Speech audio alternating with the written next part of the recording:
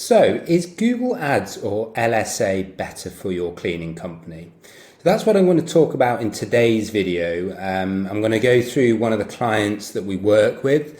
And the short answer is that there's not one clear winner. You really want to be running both Google Ads and local service ads side by side. And the way that we do it with all the clients that we work with is that we will take a budget and move the budget between the two platforms according to what is performing best at the time. So in this video, I'm just going to take you through some of the best practices in terms of getting set up and optimized with both your LSA and Google Ads accounts. So let's jump straight into it. So with this client, you can see we have just picked up the last month's worth of data. So firstly, this is their LSA account. We've had 30 leads in the last in the last month with LSA. If we jump into Google Ads, you'll see if we scroll down to the end here, we've got 23 leads. In actual fact, when we go to the lead tracker, it's 25. So a couple of the leads haven't synced completely. So in total, we've generated 55 leads for this client. So let's go into LSA. So, as you can see here, we've got a mixture of phone calls and message leads. So if we go down into the profile, just to show you how we are set up. So to set up with Google local service ads, you need to have a Google business profile set up initially. And this is just Google's social profile. If you apply to that, you'll get something in the post, and you need to just verify that it's your address, and Google gets you to do a couple of things. The final step in terms of going from that to actually getting approved with local service ads is that they'll do a quick background check on you as the business owner, and they'll also require you to have a minimum of 5 reviews on your Google business profile. So if you're just getting started out, clean for some of your friends, some of your family, get them to leave reviews, to get to those first 5, and then it normally takes a couple of weeks to get everything approved. But once you get the notification from Google about getting approved for your LSA, it's not simply a case of just turning on your LSA campaign. There are a few things that we definitely need to do, and as you can see with this client, there's a few things that are important here. So firstly, there's a short bio here. We want to make sure this is all filled out. There are various toggles and options down here. So rather than leaving it blank, make sure you add as many as you can. The job types is an important part. So, when we apply, we say we're a cleaning company, and then there are all these job types that you can opt in or opt out of. So one of the toggles that you definitely want to turn off is this other, because these will be all sorts of like cleaning related inquiries. It could be someone trying to sell you some equipment, some products. It's basically anything that doesn't categorize into these other main groups. So if you are running a commercial cleaning or an office cleaning business as well, obviously you want to toggle this on, and you can have deep clean and move-in clean as well. Often, the recurring clients, which I'm always talking about, they tend to get lumped in these standard cleans. So this is definitely one you want to opt in for. But the key thing here is opting out for the others. So I'll go into the budget and bidding section in a moment, but there's a couple of other important parts here. So photos, absolutely, you want to add as many photos as you can. The before and after photos can work well. And then on the settings side, there are 2 ways that Google will send you leads through LSA. So first of all, you can opt to get phone calls. So the phone calls will be diverted to your main office number, and Google will charge you a set dollar amount for each phone call. But you also have the option to opt in for message leads as well. And this is where people, rather than calling you, will message you through the platform, telling you, what they're looking for, and then you can go back and forth to try and close those clients. As you can see here, you can opt in to receive it by text and email. And, generally, what you will find is that the message leads don't convert as well as the phone call leads. However, Google charges us around 50% less for these leads. So they're a lot cheaper, so they can make sense, you know, if you're still picking up clients because that lead cost is low. But, you know, as a default, Google Local will send you phone calls, and you can opt in to receive message leads as well. Obviously, if you're getting as many leads as possible, you know, you're already maxed out on leads, you probably opt out for these message leads. The second setting option here is one that you definitely want to toggle off. So this by default will toggle on when you are setting up to begin with. What this basically says, this direct business search, is if someone searched for your brand company, so let's say, you know, with this example, Coach Cleaning Services, someone, you know, on that list of results, that person will probably see, you know, the main home website, maybe the listing in the map section, but also if we toggle this on as well, they'll see a Google Local Service Ads option at the top. And if someone typed that into Google, clicked on the ad, we would then get charged for that. We don't want to opt in for this because 9 times out of 10 people will just scroll through and pick out the first main website, the first organic result. So you don't need to be paying for these phone calls. So make sure you toggle the direct business search off. A couple of final things. So the working hours, obviously we want to set the hours to when you are available to take and receive calls, because one of Google's ranking factors to, you know, when they decide whether to show your ad or your competitor's ad in a Google Local Service Ads section of page 1 will be, you know, if you are picking up all the calls, then that's good for the user. If you are missing lots of calls, then that's bad for the user. You know, if the user has a bad experience, then they may not use Google Local in the future for any future searches. So that's bad for Google. So Google tracks the number of calls that are connected and picked up very closely. So we want to make sure that our working hours sync to the hours where we are available to take calls. The service areas, obviously, you know, these are the areas that you target, you know, one of the differences with Google Local is that, you know, you can only pick out certain defined areas, defined zip codes, whereas Google Ads, you can create radius areas, and, you know, you're a lot more targeted with your targeting, and you know which locations you go after. So these are the service areas. You can also exclude areas like you can with Google Ads as well.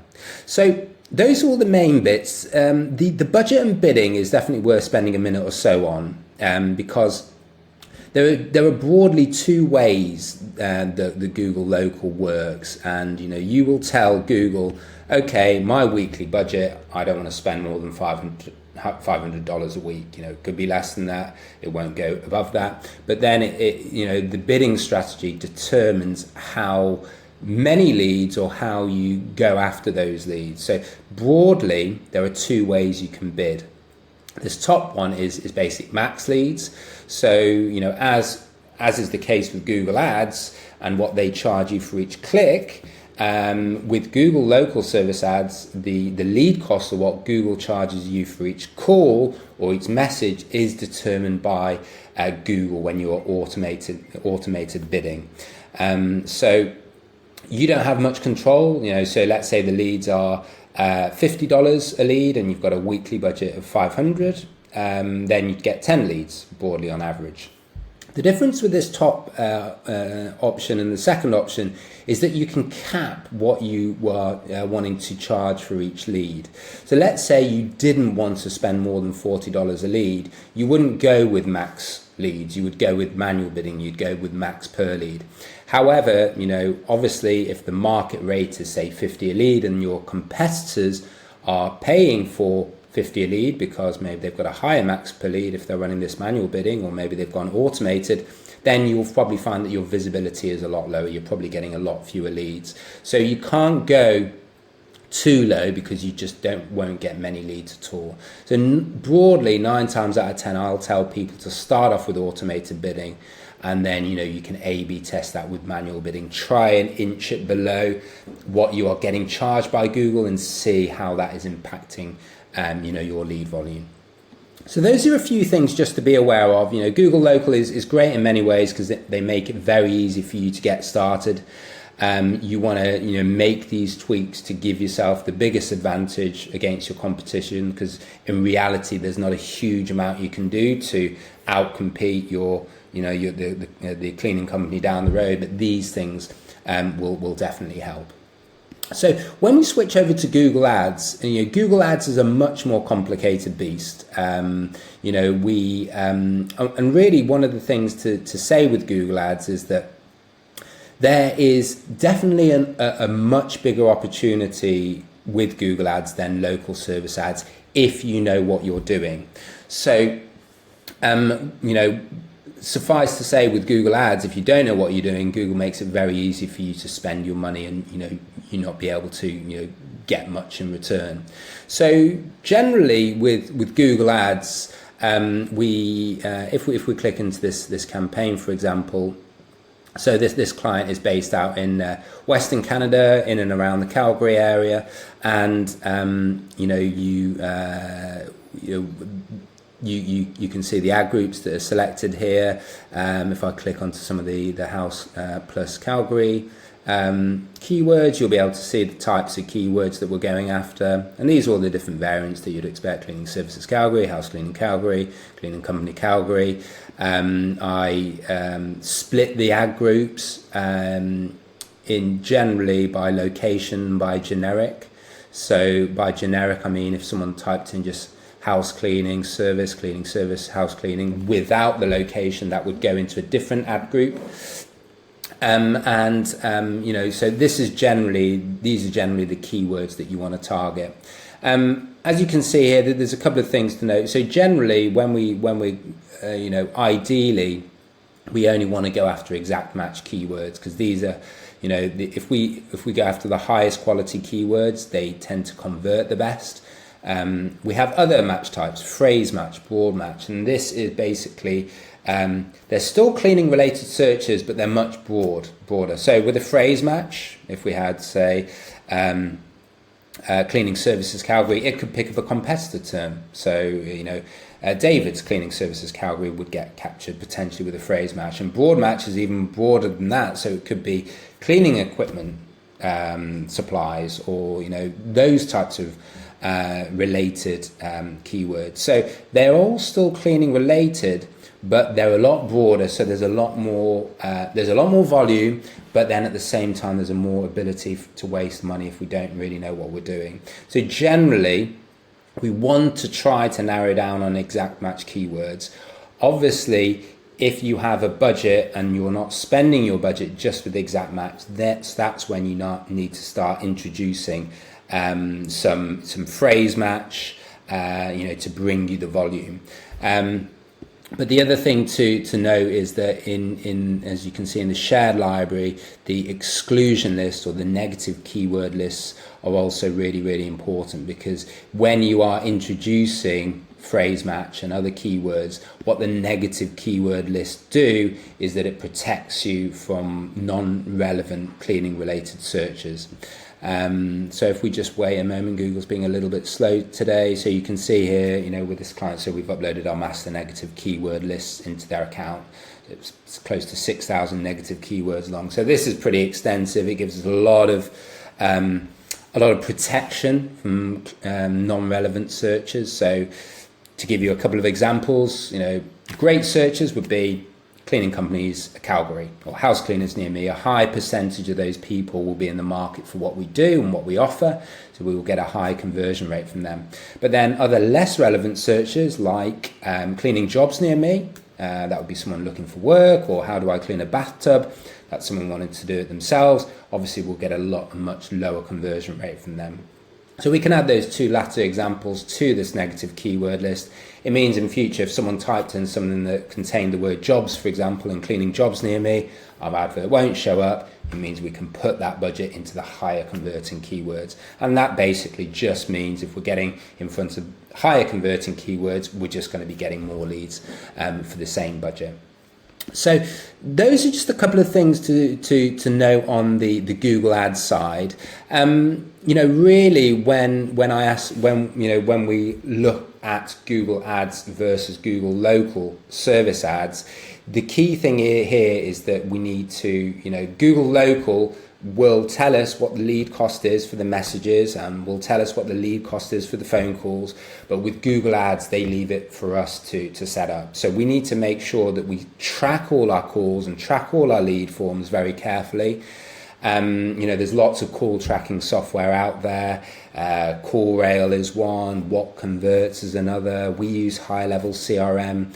But it's important that you track, every time a Google Ads call comes in and every time a lead form is filled out, so that, when you are looking at the lead cost of Google Ads versus local service ads, if you're confident that everything is tracking through correctly, then you can say, okay, where am I getting the cheaper leads, the better quality leads? And in the following month, you want to put more of the budget to that channel. So let's say Google Ads got us the best results this month. We want to take the budget from LSA and put a bit more of that budget into Google Ads. And this is the way that we, as I said, I run it in my agency, Project 83. We take the overall budget and we move the budget between the two platforms according to what is performing best at the time. So there is no one better option. Google Ads isn't better than LSA. LSA isn't better than Google Ads. You want to be running both side by side. It's the same traffic, just a slightly different platform, but you want to be tracking the lead cost very carefully for both. And the way that you want to do it and the way that you will eventually win is by moving the budget between the two in this way. So run Google Ads, run LSA.